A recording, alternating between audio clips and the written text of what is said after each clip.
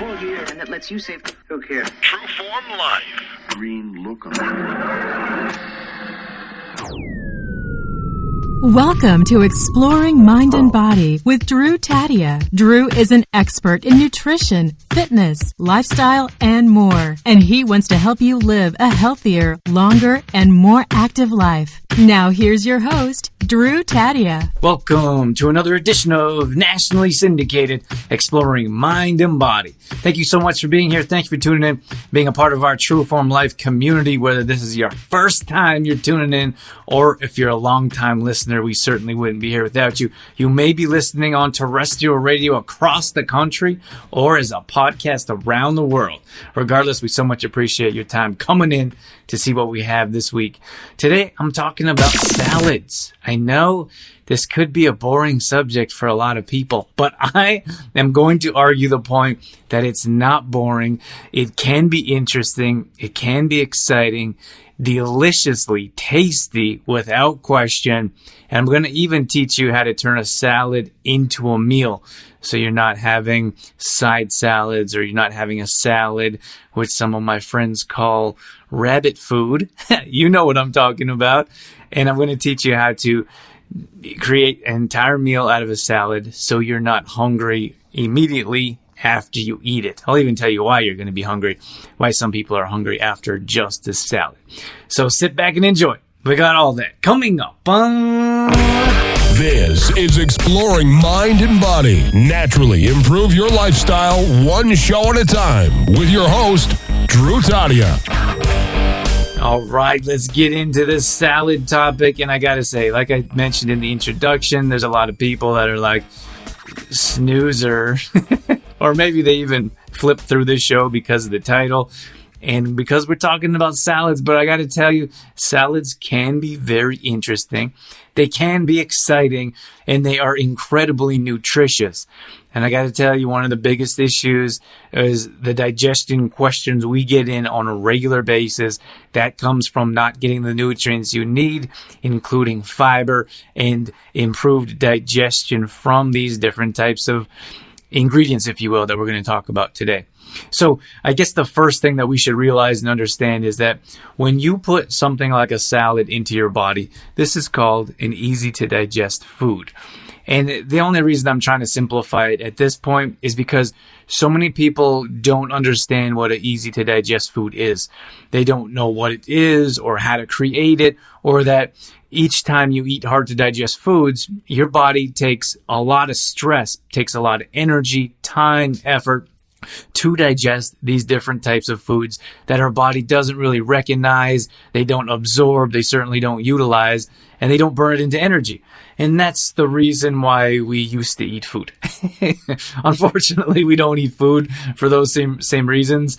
I mean, most of us, don't get me wrong, I'm talking about North America here, but in other parts of the world, there are people starving or people that don't have food without question. But in North America, there's a good majority of people, they don't eat for survival anymore. You don't eat because it's a necessity. We eat for other reasons. We eat for emotions. We eat because it's a habit. We eat because we're depressed. I suppose that goes back to emotions, but we don't eat for fuel. We don't eat for energy. But when our grandparents used to work on the farms, for example, they would go in and have lunch or have breakfast or go in and have an early dinner and then go back and work on the field because they needed fuel in their body so they can continue working on the farms. Now, we don't live that lifestyle anymore. We work in front of a computer. For most of us, in most cases, we're sitting in front of a computer, and that's where most of our days are spent. So we're not exerting the calories that we used to, which is why we have to put different foods in our body. Back in the day, our grandparents could probably eat just about anything. I know my grandma used to make whipped butter, or they used the lard, and they ate all kinds. My grandma grew up in the Depression, and she had all kinds of recipes of foods I don't even want to talk about. But I'm telling you that they knew how to survive. They knew how to eat what you had to eat to get by. However, we don't live in that world anymore. We live in a completely different world. We live with microwaves. We live a very pampered life. You can go through a drive-through and get just about anything you want.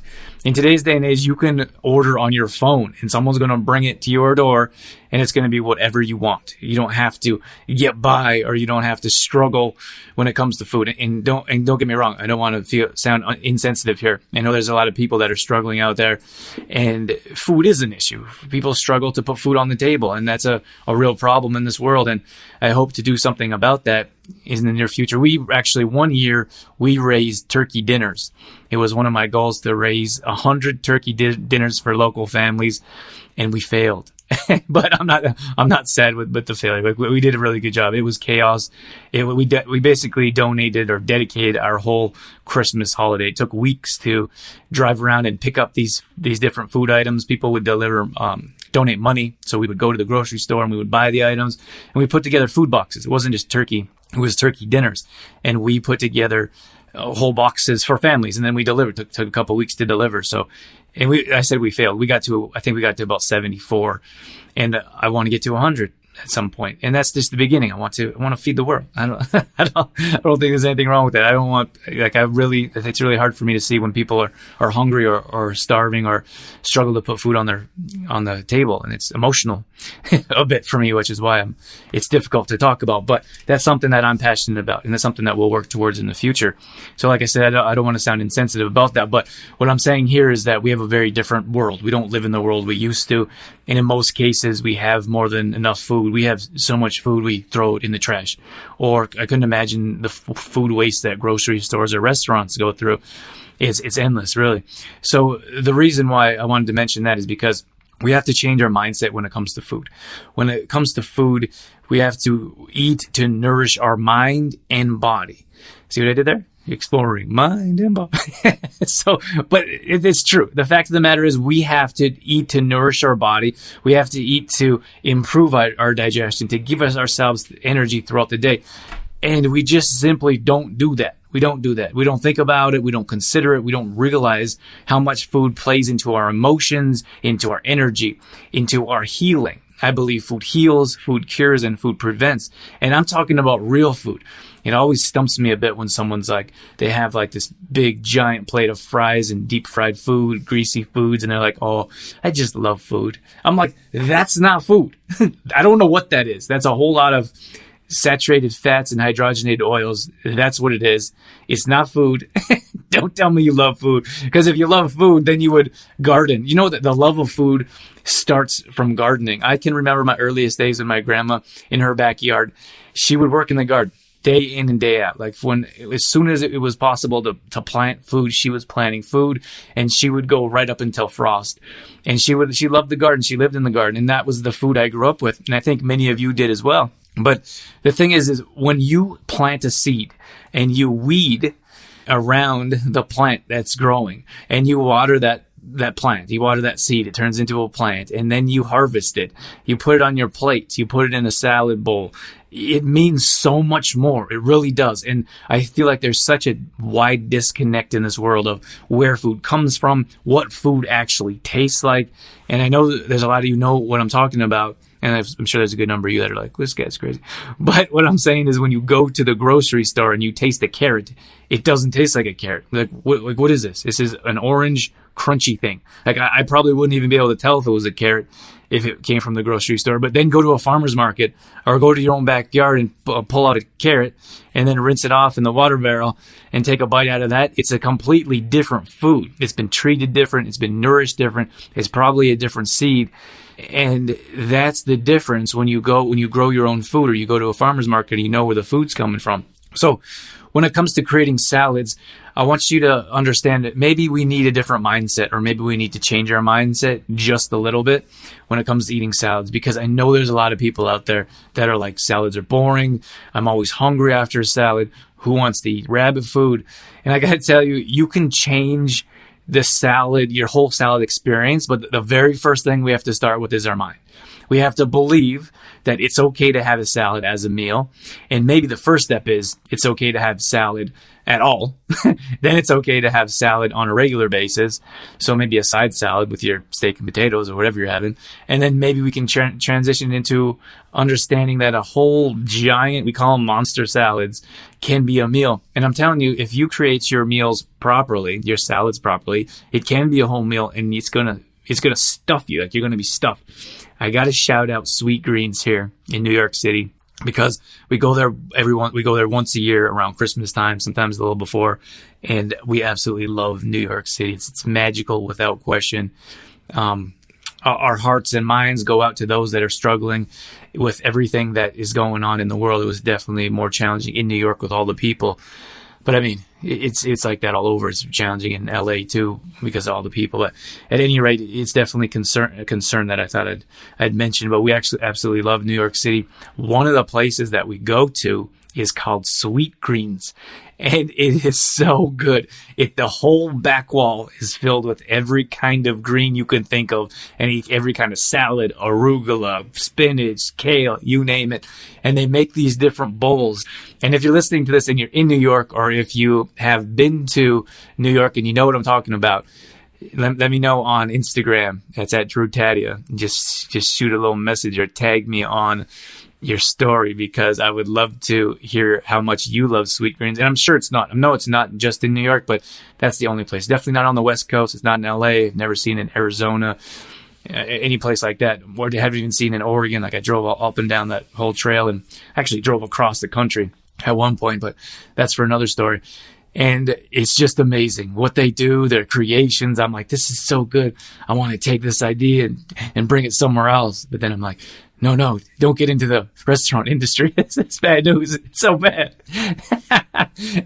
Don't get me wrong. I have some friends that are restaurant owners, and they are incredible chefs, and they're incredible business people. But the restaurant industry is not something that I'm going to get into anytime soon.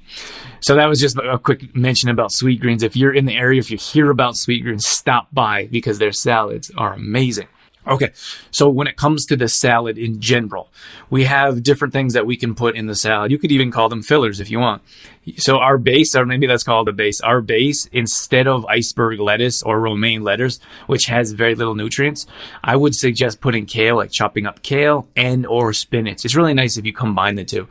And I got to tell you, there's this farmer's market in Hermosa Beach, Los Angeles, that we absolutely love. We go there every week. And there's this gentleman farmer, and he's so polite. He's always cleaning his vegetables and spraying his vegetables. And he gives us a big head. This is his, not just us, this is his sale, or what his offer is, a big head of cauliflower. Then you could get like a whole bunch of carrots. And then we get kale and or spinach. So you can get 3 of these giant bunches of food for $5. $5, you can't even come close to that at the grocery store. And then the food isn't even comparable. You can't even come close to the food flavor and taste, crispness.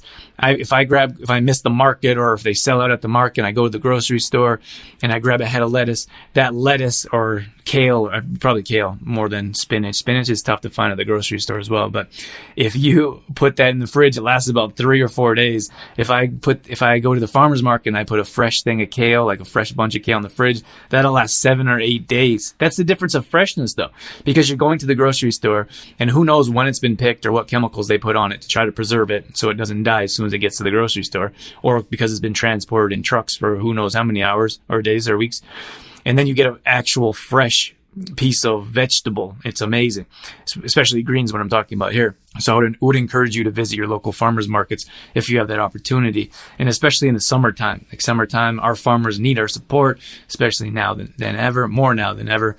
And the food is amazing. It tastes so good. And I think that a lot of times people are like, oh, it's too expensive to go to the farmer's market. But I would argue that in many cases it's cheaper. Like, you could find better deals. Sometimes you can barter or negotiate with the farmer. I don't do that because I'm happy to pay the farmer their wages. But you can definitely find good deals at farmers markets. Here's a little tip for you. You could go at the end of farmers markets. I've done this a couple times, but only when you want bulk. So sometimes farmers will hang out there, and they'll offer bigger bags for cheaper because they don't want to bring all their food back to their farm. That's a little tip for you. So when it comes to the salads, I like that combination. I like the combination of spinach and kale. They're both full, like tons of nutrients, phytonutrients. These are things that fill our cells up. They give us energy, tons of antioxidants, fighting free radicals. And I talked about free radicals and antioxidants in the past, so I won't get into that in too much detail, but that's the base of your salad. So again, instead of like a lettuce, an iceberg lettuce or a romaine lettuce, which is nice and crunchy and crisp and fresh sometimes, I would go to more leafy greens. So look to your, and if, I know it's summertime here. It's at least the time of this recording. I'm not sure when you might be able to listen to this at a later time, but there's all kinds of greens. For example, like I really like arugula. That's nice, gives a little kick. You can throw in some Swiss chard if you like the Swiss chard leaves. I just chop them up really tiny and throw them all in there together. And you can't I don't love Swiss chard, but I know there's health benefits and I like the greens and I like a different flavor. So you could throw that in there and you can hardly taste the difference. It just tastes green. And I like the taste of green. So that's your base. You have your spinach, then you have your kale, and then you could throw in a few other things if you like. But again, that's just the base. That's the basics. From there, we move on to, we want to turn this salad into a meal. So when it comes to a meal, you need all the 4 macronutrients. So you need a slow digesting carb. You have your greens, antioxidants, and fiber. That's one category. You have your protein, which is a category, and then you have your healthy fats, another category. So that's 4 in total. We want to have all of our macronutrients in this one salad to make it a complete meal. So if you look at the spinach and the kale, that's your antioxidant / fiber category. We want to take that to the next level. We want to make this a meal so you're not going to be hungry 5 minutes after you eat. And that's why when people have salads, they usually have like just some leaves in there, maybe some cucumbers and possibly tomatoes. That's it. That's what they throw in there. They eat that and then they basically swallow it whole. I've seen people do this. And then in 20 minutes, they're like, oh, I'm starving. Like I didn't even eat anything. And I would say, you're correct. You didn't eat anything. You could have turned it into a whole salad. So pay attention to this show. Here's the link. Okay. So what we want to do to create this whole salad, it's called a monster salad, is we're going to add slow digesting carb. And I got to tell you, go on the Sweet Greens website. And I don't work for them. I'm not an ambassador in any way. I just think they do a great job of creating a nice restaurant salad. There's other companies that do, but these guys specialize in it. But if you want to go and look at different combinations, I'm sure you could find recipes on their website. I haven't been, but just throwing that out there for you. But you could throw on their sweet potatoes, for example. Sweet potatoes are really nice, chopped up and seasoned. You throw them on the barbecue. When they're cooked and cooled a little bit, they'll make not too hot because it'll wilt your salad or your greens. Then you throw those sweet potatoes on the monster salad as your slow digesting carbs. If that's too much of a stretch for you, quinoa goes really nice on a salad. It's actually perfect. Quinoa is a slow digesting carb. It's also a complete protein. So you get all the essential amino acids you would find in a meat protein, for example. Quinoa is an absolute superfood without question. So you'll get your slow digesting carb and protein if you throw your cooked quinoa on your salad. So that's how you get your complex carbs and your antioxidants in the whole meal that we're talking about here. From there, you can sprinkle some hemp seeds. You can throw sunflower seeds, chia seeds, although I like or prefer chia seeds soaked. They help with digestion as well. There's antioxidants, there's fiber, there's tons of stuff in chia seeds. But look to pumpkin seeds for iron. You could throw in your hemp seeds, another complete protein and healthy fats. So if you take, for example, your quinoa and your hemp seeds, those are both complete proteins and healthy fats. So you get more bang for your buck right there. You get your protein and you get your healthy fat. So you don't have to worry about throwing slices of chicken or steak or fish or shrimp on your salad. And of course, those are options, which is a nice segue into getting your protein in there. So one of our macronutrients is protein, of course. I eat highly plant-based. I very rarely eat meat, maybe once or twice a month. And that's usually because I want something different or because we're out at a restaurant or visiting friends and family. So you can get all the protein you need without the meat. However, there's tons of people out there that feel like they have to have a meat in their meal, which is perfectly okay. So all you have to do is throw some chicken on the barbecue, throw some steak. I would look at fish first, then chicken. Steak is kind of at the bottom of the list, which is difficult to say because I grew up in Alberta, and Alberta beef is what a big industry is. But I'm talking about health here and digestion. I don't think anyone could dispute the digestion issues or obstacles, if you will, that red meat can bring. And don't get me wrong, if you like, we have farmer friends and we have people in the community, I have family members. I'm not telling you not to eat it. Consider where it comes from. Buy your meat locally when you can. Try to find it, like, usually if it's locally from a local farmer, I'm hoping there's not antibiotics and hormones. I don't know. I'm not claiming that. Don't get crazy and send me messages. I've had that in the past. All I'm saying is that support local, find local farmers, friends. Many times you can buy a whole cow and you split it up between a few people. And I know this is there's going to be a lot of plant-based people that are listening to this and they're like, what are you talking about? That's what happens. People do these kind of things. And so then understand that you don't need you don't need a 12-ounce steak on top of your salad, because it's going to negate all the benefits from your salad and all the energy and all the digestion. You can get your steaks, chop up 4 ounces. That's all you need, 2 to 4 ounces. Get a little taste, get a little meat in your body, a little flavor in your mouth if that's what you need, and then move on. You don't have to have that as your main staple in your meal, especially when it comes to the salad, because our goal here is to have some better digestion, improved digestion, increase energy, feel better about yourself. You know what it's like. We've all been there. Like I said, I grew up in Alberta. I used to eat steak. And it didn't matter like what it was like. If you could have a giant bowl of pasta.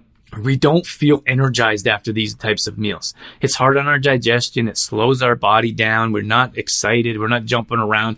We're laying on the couch and watching a movie and falling asleep because you don't feel like moving. If you have something like a salad, it is energizing because it's easy to digest on our body. It makes you feel good. It gives you confidence, and it also leads you towards more healthier options. So there's tons of health benefits. There's tons of health benefits when it comes to a salad, not just nutrient-wise. It's a whole lifestyle thing we're talking about.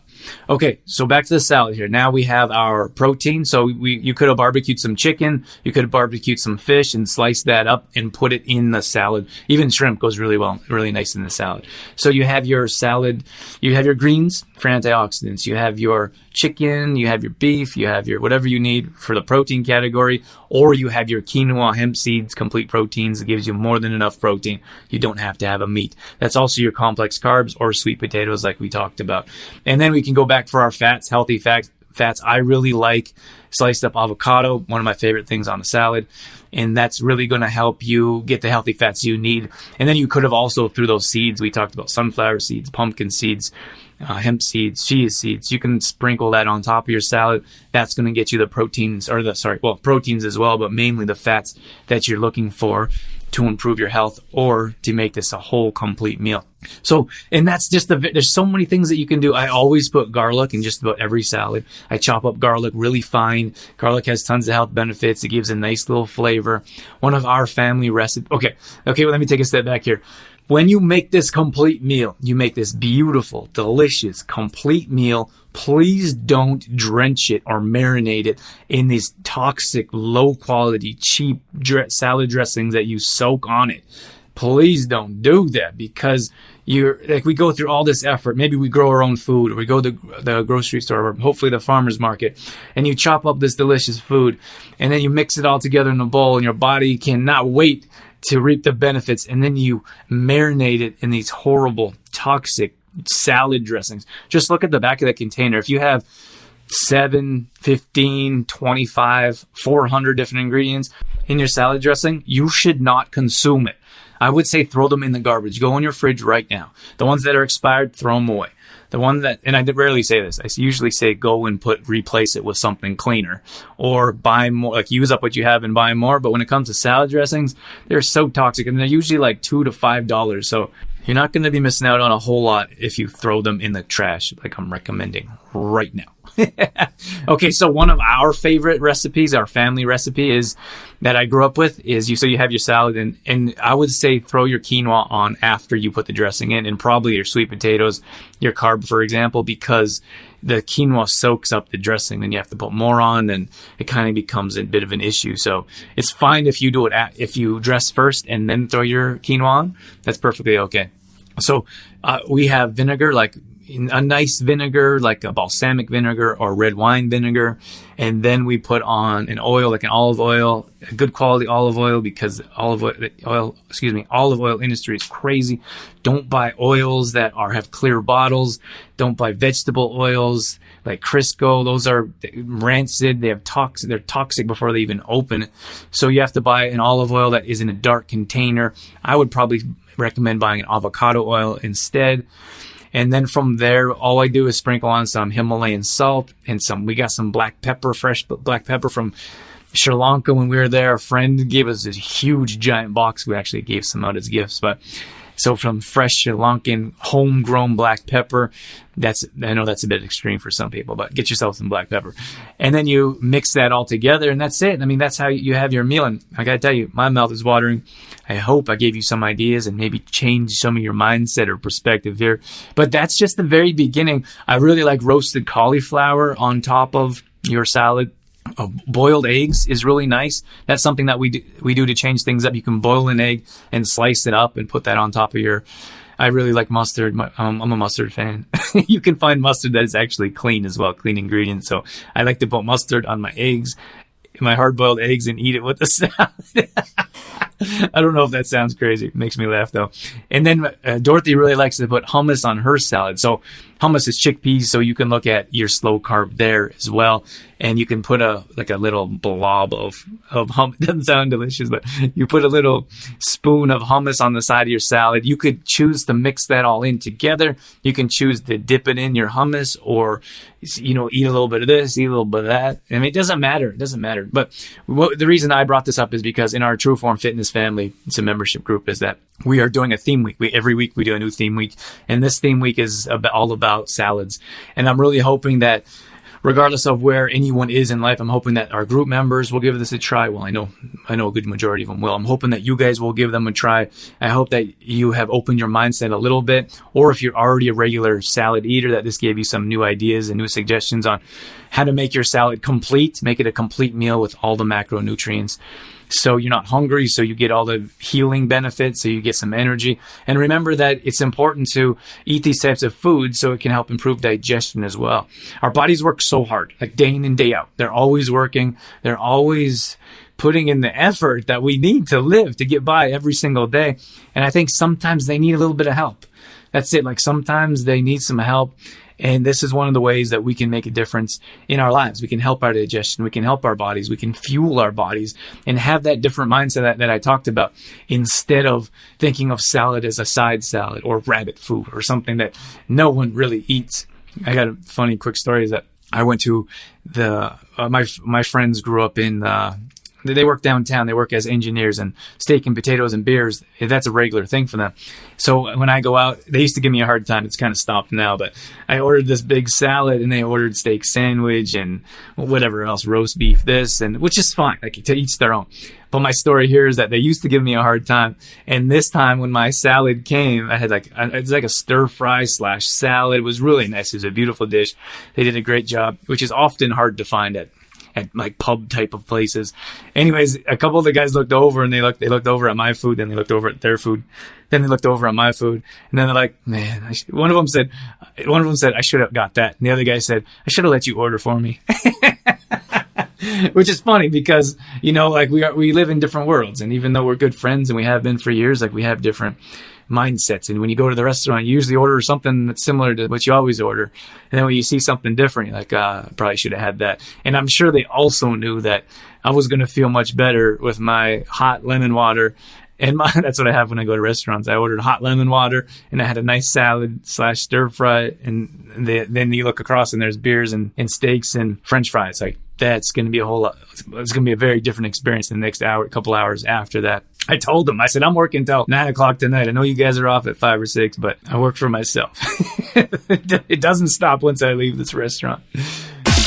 That's what I have for you. Thank you so much for joining me. Thank you for being a part of our True Form family, our listeners, our viewers, everything that you do to be with us, to support us, to contribute. We wouldn't be here without you. More details are at exploringmindandbody.com. That's where you can find all past shows. You can also head over to trueformlife.com. This is our main website, if you will. This is where we have our fitness routines. This is where we have our products.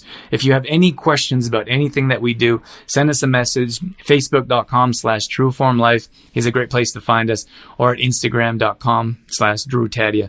And there's a very good chance that one of us, I'm going to answer you, Dorothy's going to answer you, or we have a newer assistant that is awesome. I'm so grateful that we found him so far. So we'll definitely get back to you. And if we can help out at all, that's what we're here for. So once again, thank you so much for being here. That's it. That's all I got. I'm out of here. As always, I'm your host, Drew Tadia, in health and fitness for a better world. Thanks for listening. You've been listening to Exploring Mind and Body with Trueform Life's Drew Tadia, fitness expert. To find out more about the show, Drew Tadia, or to listen to past shows, visit exploringmindandbody.com.